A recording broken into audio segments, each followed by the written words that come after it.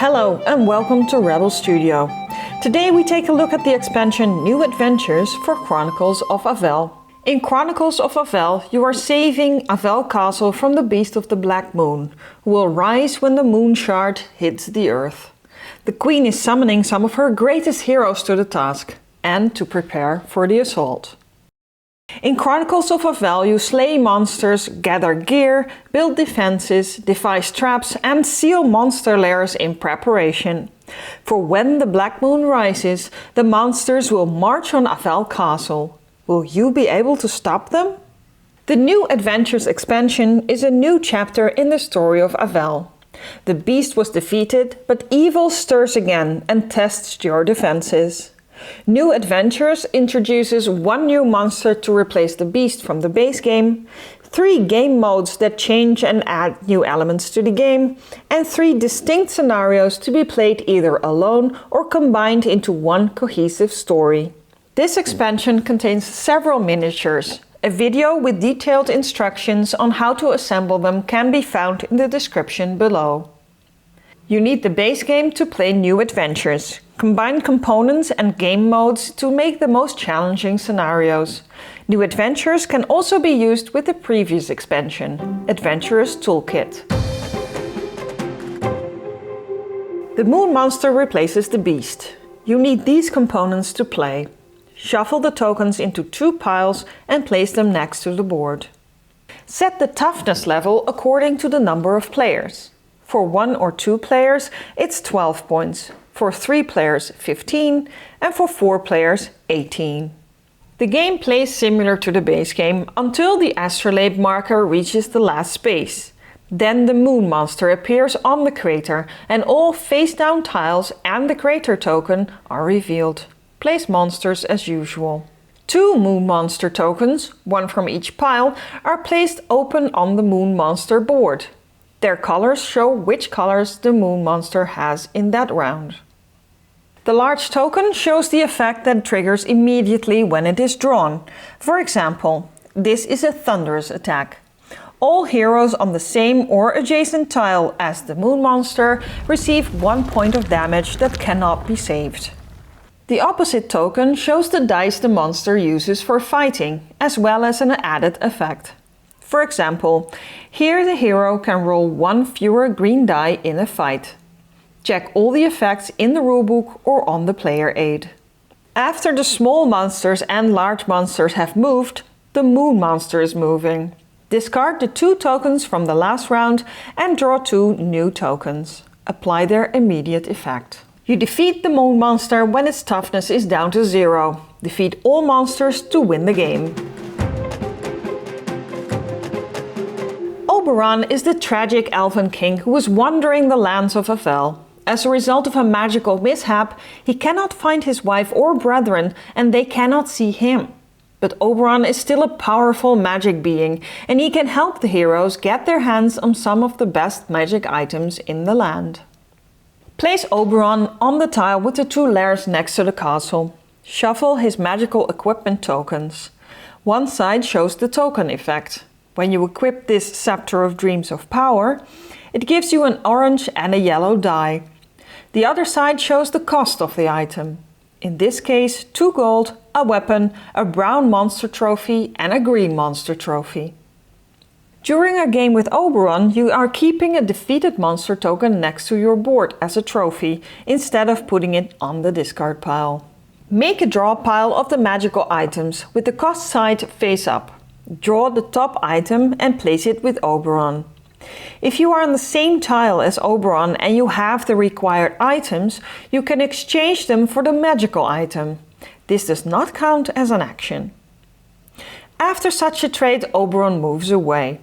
Roll the purple die and move Oberon clockwise around the edge of the board. Draw a new magic item for sale and place it with Oberon. Check the rulebook or player aid for the abilities of the magic items. Titania is the elven queen in search of her husband. She's the warden of the spirits of the land, and for the fair price of 2 gold, she will let them aid you. Place Titania on the tile with 1 lair adjacent to the castle tile. Shuffle the magical spirit tokens and make a face-down pile. Reveal the first spirit and place it with Titania. Magical spirits are powerful, but only have a single-use power. They are not items, so they don't take up space in your backpack, and using them does not take an action. You can even use some of them during a battle. For example, discard this token during a battle after the dice are rolled.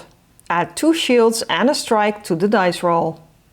Discard this token during a movement action to move 2 additional tiles. Place the spirit on the bottom of the draw pile after use. After renting out a spirit, Titania moves away. Roll a purple die and move her around the edge of the board in a clockwise direction. Draw a new spirit for hire. Check the abilities of the spirits in the rulebook or player aid.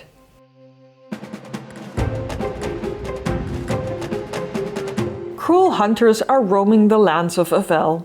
They hunt magical spirits to use them in their evil schemes. When you defeat a cruel hunter, you release the caged spirit. The spirit is so grateful that they will use their magical power to help you.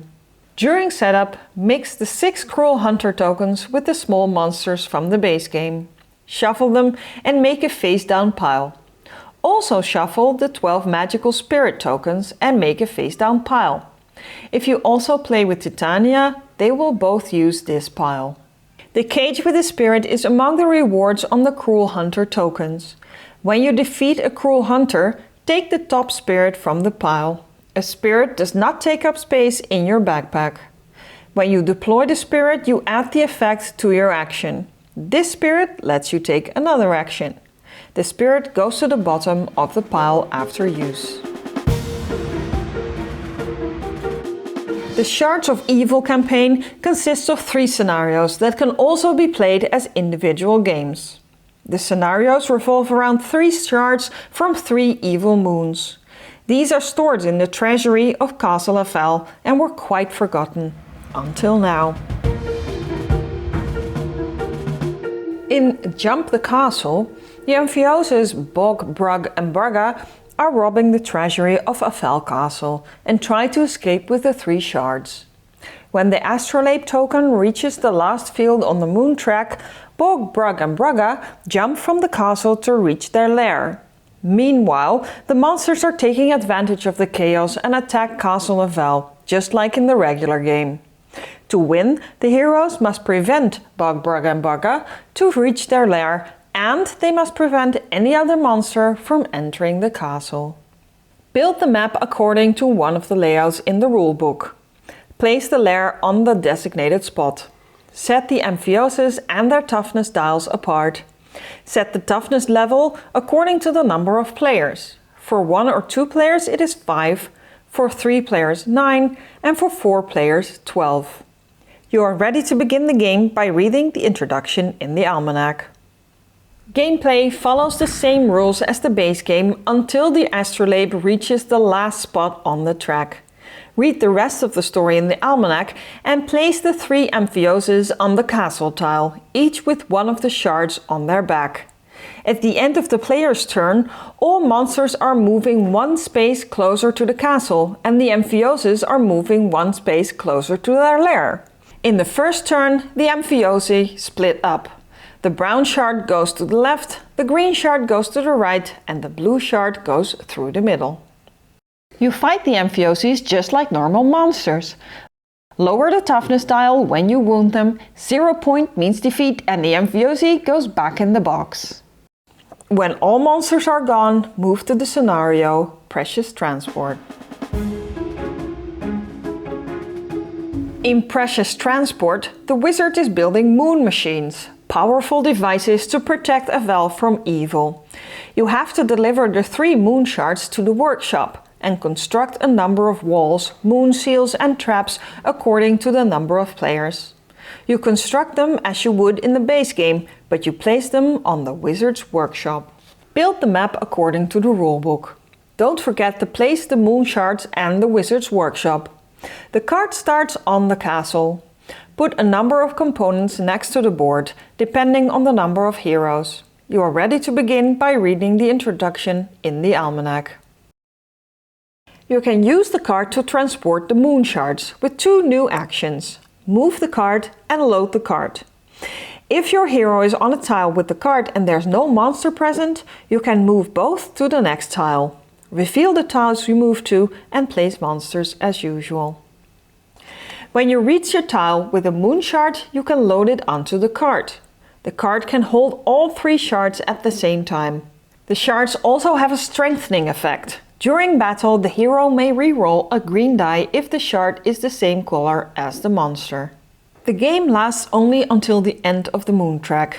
If all necessary construction materials are present in the workshop, the heroes win and proceed to the last scenario. If they run out of time, they lose the scenario.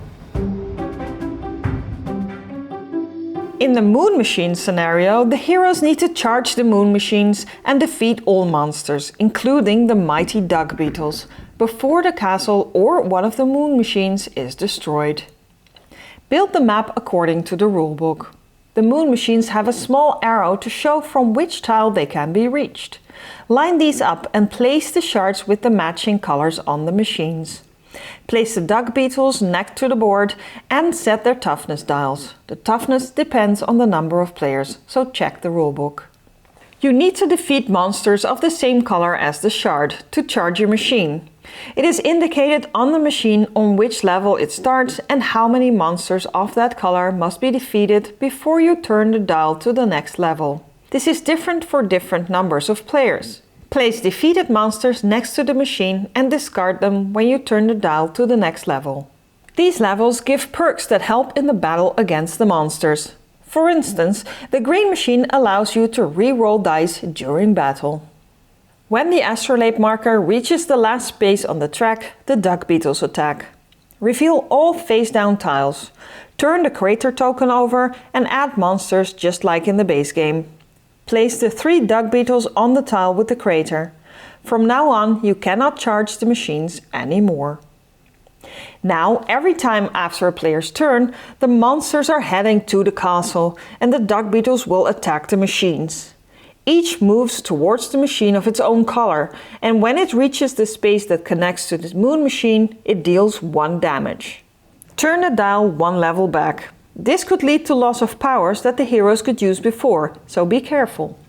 Every subsequent turn, as long as the Dug Beetle is not defeated, the machine loses another level until it breaks down and the shard falls from the machine, causing you to lose the game. To win the game, you need to defeat all monsters, including the Dug Beetles, before they break into the castle or destroy one of the machines. The dice you throw during a battle are shown on the Dug Beetle figure. These were the rules for the new adventures in Chronicles of Avel. Remember, you can combine all the game modes with the scenarios to make an even more challenging game. We hope you enjoy playing Chronicles of Avel New Adventures. Until next time!